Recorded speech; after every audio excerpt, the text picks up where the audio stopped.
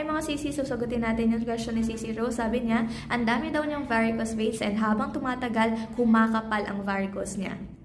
Yan yung sinasabi ko sa inyo mga sisi na kapag yung mga spider veins po natin na maliliit, kapag hindi po yan naagapan, it may lead to varicose veins. And marami pong varicose veins na gumagapang sa legs natin, sobrang namamaga, and marami din na tumutubo sa mga fatal areas na mas delikado sa health natin.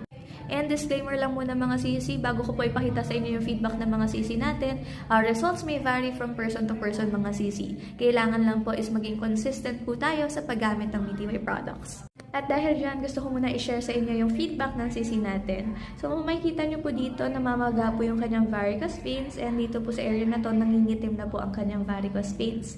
And ito po yung sinendya sa ating after. Kitang-kita nyo po mga sisi, numipis po yung pamamaga ng varicose veins niya, and that's only 10 days after using BTY Self-Care Trio.